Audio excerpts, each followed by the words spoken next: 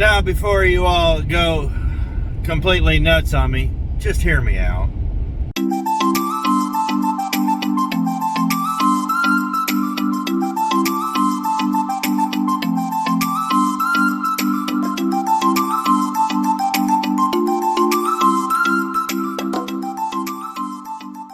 Now, there was an argument on Facebook the other day, shocker, I know, about truck drivers getting paid hourly, road drivers. And I brought up some things, and this is the one thing that I've tried to explain to people, is that it's not the way things should be, it's how the way things are. Much like the death of Tupac, it's not what you know, it's what you can prove. But everybody's concentrating on what they would like to see happen and what's supposed to happen, but not really understanding the problem. They're sitting there treating the symptoms. So road drivers like me getting paid hourly, let me tell you why that's a bad thing. Now, we get shafted a lot, and the drivers who are the hourly ones right now, the local guys, the dump truck drivers and all that, I would rather those guys get paid hourly, because if they were to get percentage or mileage based pay, you think you're not making much, these guys would be getting screwed. When I took a local job, the average dump truck driver here in Wichita was making $8 an hour. Serious. The only reason I drove a mixer truck was because it paid $11.50 and the end dumps paid $10.50. And that's a job that ended tragically for me. However, hourly jobs don't pay what they're supposed to. And I know a lot of guys are going to be like, well, you need to do the unions and this and that. I'm not going to entertain that thought. That comes with its own, that comes with all its own troubles. And that's kind of not what we're talking about. I will agree we do need some representation, but from what I've seen with the union for the last 20 years, we don't need them. But then again, you go back to the old talk about it's not the way things should be, but it is the way things are. So I digress. Back to my point. Guys that run regional or local, the guys that are home every night, I encourage those guys to be getting paid hourly, and they should be getting paid good. I mean, they're out here doing what we're doing, and they're trying, and in that I mean they're trying to feed their family and put a roof over their head, because it's winter and it's too cold to live outside. First off, when it comes to hourly, it just comes down to basic math. You're a road driver, averaging $5.50 a day. That's what did I think that? That's just shy of $413. I think it was $412.50, I believe. So at $20 an hour at for 14 hours, because that's what you're supposed to be doing, and that's what they'll pay you for, and I'll get into that in a minute. That's $280. So even with the basic math, you're already losing money. Now, they're not going to pay you to unload the truck. Nobody pays you to unload the truck anymore unless you're doing LTL and certain things of that nature. But road drivers, no. They don't want us there. And most of these docks are not letting us on the dock to unload anymore. And a lot of places I found, if you go and unload your trailer, if they let you, you literally are the last guy out of there, especially a union dock. If you see a union dock, pay the money. Don't even, if you think they're taking a long time them unloading, try unloading it yourself. You might have it off in 10 minutes, but it'll be 12 hours before they get to you. That's happened a lot. But so we're talking $412.50 versus $280. So basic math tells you you don't want that. Now, what a lot of guys are getting around doing this is they're giving guys a flat rate. The problem I've had with flat rate pay, outside of just straight LTL hourly stuff, is when they pay you a flat rate per week, they're making money. They're making all their money on you. Whether you work or not, you get paid. And it usually averages somewhere around, after taxes, between $900 and $1,300 a week, roughly. You know, at $1,800 a week, that's without taxes taken out. So if you're getting their paid flat rate, well, let me tell you a story about that, and this is why you should never want that, because you're just getting robbed. The problem with flat pay is that they can abuse you as much as they want. These trucks have to make a certain amount of money per load, per week, so they can pay their bills. Everything after that, they really don't care about. You know, these companies say the driver's first, and the driver is first right up to the moment the bills are paid, and then they don't care. But I remember a particular load that my last company, not the company I'm with, I was getting flat rate per mile as a owner-operator, and the national average of the surcharge. I've talked about this before. But what I was finding out was that, like one particular load that they would, they'd broker it out. They'd broker it out on the load board for $3,000, but they'd only pay me $400 to do it. And this is why I always tell people they want to work for percentage. So right off the bat, the math doesn't work. So what about everything? Well, when you realize you're not getting miles, you're going to want to start getting paid for everything else. And this is where people get in trouble. Now, if anybody knows me, I vehemently hate lumpers. I think it's a tax scam. I think it's a money dodge. It's a wash. I think that these companies are just, I think they're awful. I am getting charged to unload my own trailer of a product I've never seen, never loaded, and have had nothing to do with but transport, and yet somehow I'm responsible to pay you to unload it and break it down. I don't like that. And truthfully, the money does get returned, and a lot of the brokers and whatnot are paying it, and that's why I say it's just a tax dodge, because it's a big loop that eventually the customer ultimately pays for. But lumping services, especially after COVID, have gotten horrible. I mean, bad. And this is where I believe detention needs to come in. I think detention is vital. Now, we have to be very careful about this, because you start trying to legislate stuff like this, this is where it gets all sideways. Because when legislation is being discussed, which on paper sounds good, that means a lobbyist from one of these mega corporations is putting something in someone's ears that's going to benefit them. It's not going to benefit you. So you got to be real careful with that. Now, I believe detention, and guys are getting mad that they're not getting paid to sit. And I've said this before, a lot of these companies, they don't let their trucks sit for free. The part that makes me mad is these company drivers and a lot of owner-operators are getting screwed. And truthfully, I think detention should be mandatory.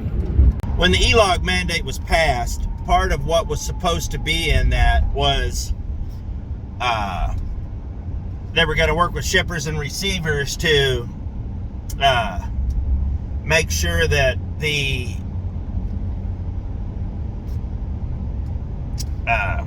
everything was copacetic, that they got us in and out in a timely manner, and this, that, and the other thing.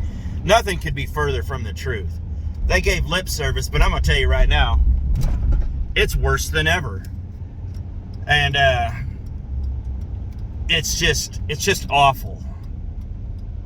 And yeah, we get detention, we charge, but now if detention was completely mandatory on all these cases to where they had to have the truck unloaded, unless there was a specific contract that was signed, it needs to be absolutely mandatory. And I think drivers should get a share of that, because this is one of the things that's coming up.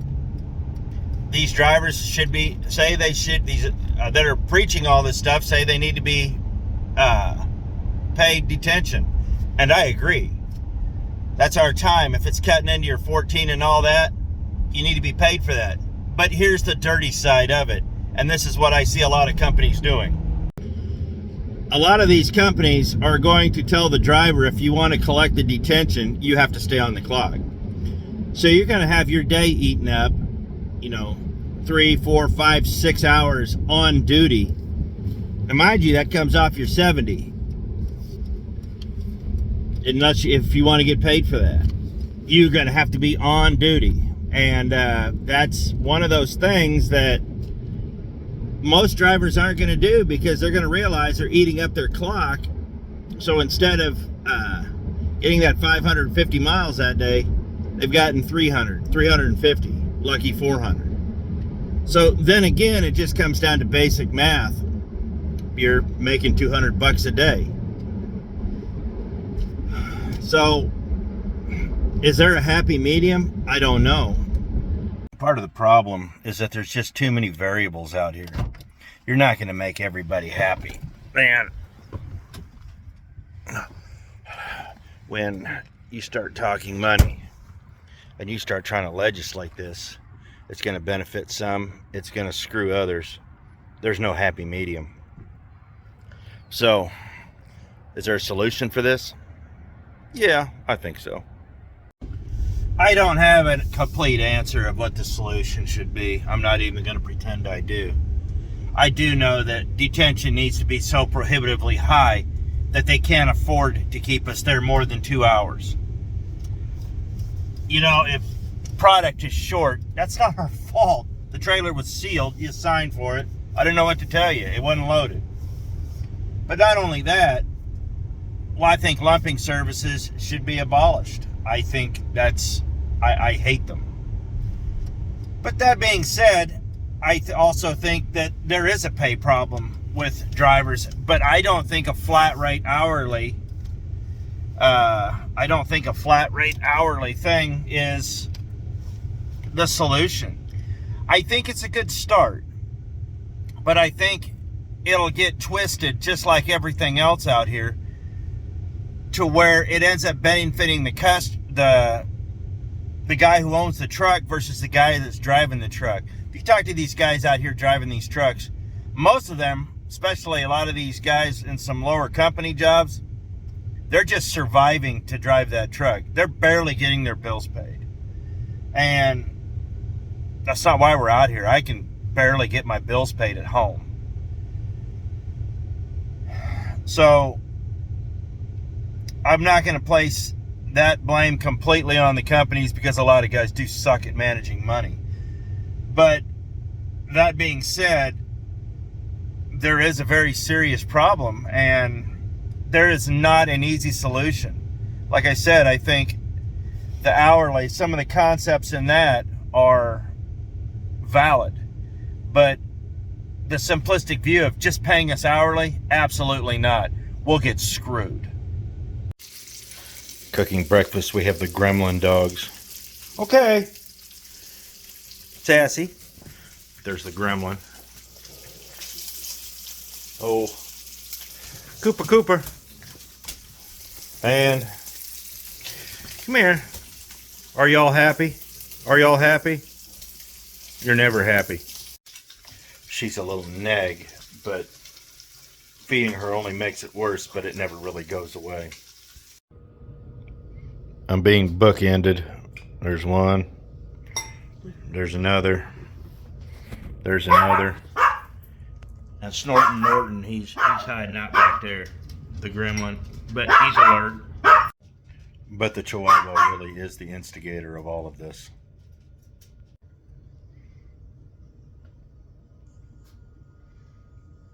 What, Sassy? What?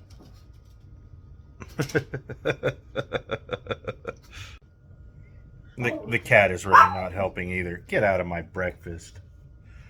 Little nerd. People, you want to know why he's on the table? Well, you try to keep a cat off a table. You can just throw him across the house and he'll be back. So, what's the solution? Like I said, there isn't an easy one. And it's not as simplistic as just paying us more money. you know, if you look at it broadly, we are actually getting paid fairly well for the most part. The problem is multi-layered, and what bothers me the most about this is no matter what happens, it's not going to please everybody. And if we start engaging in the politics of this is a bipartisan kind of thing. This is not Republican. This is not Democrat. This is not Libertarian. This is nothing but pure politics. And if you really start diving into this sort of thing, nobody comes out of this thing unscathed. And we drivers were not. We're just kind of caught in the crossfire. Now, I will agree that when the union started out, they were for us, and they did do a lot of things, but as we know how that happened, with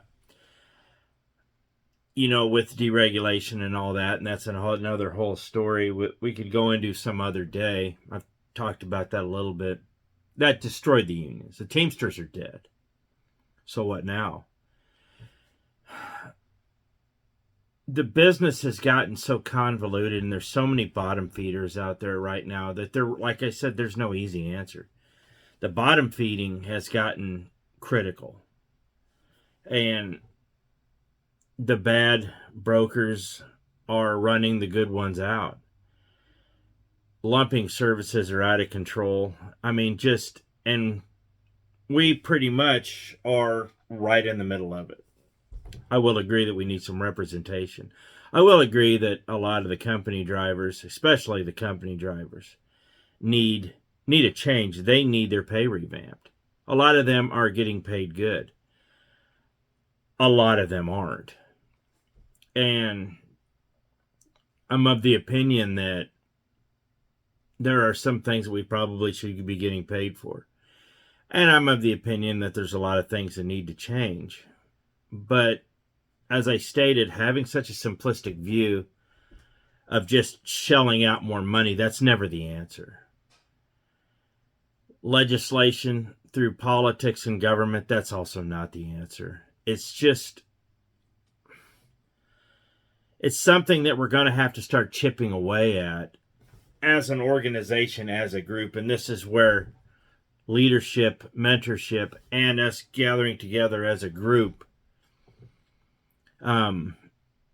it's going to be valuable. And like I said, I'm not really a union guy anymore, but when you have somebody leading an organization who is a Jimmy Hoffa type of person, who is a leader, who knows how to lead and knows how to organize and knows how to put these things together for the benefit of the workers, that's not a bad thing. It's a lot of the crap that circles around it was the bad thing. But so what now? Well, it's just something I'm going to start working on here soon.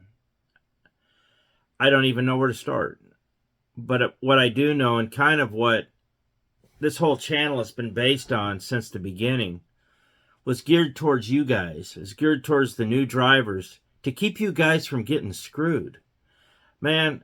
And I've talked about this before, of just watching new guys come into the game, and I've watched them run so much talent out of the business. So many guys that were born truckers that would have done just wonders for the industry, run out of the game over BS.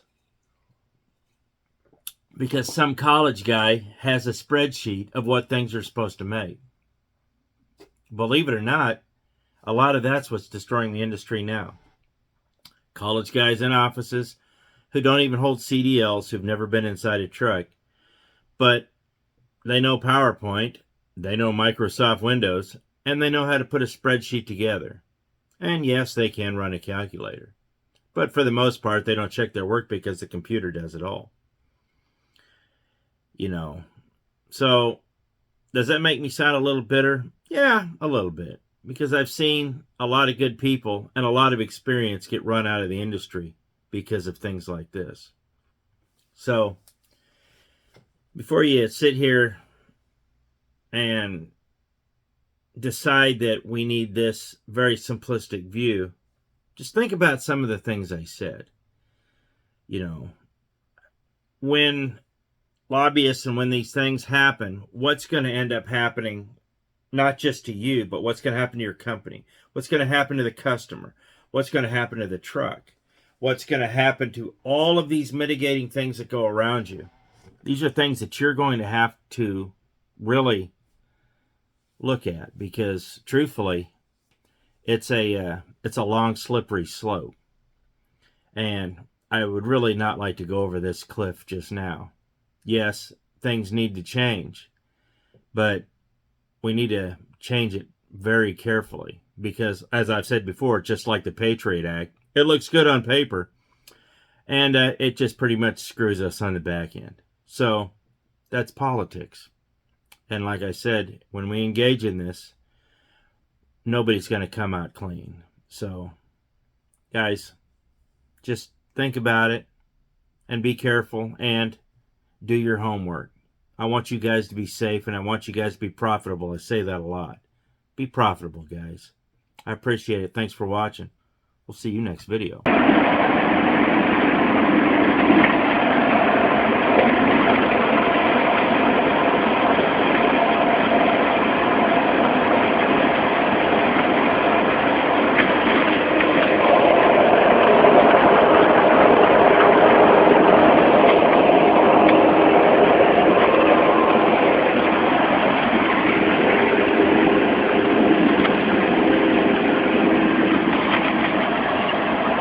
That's actually a really cool drive.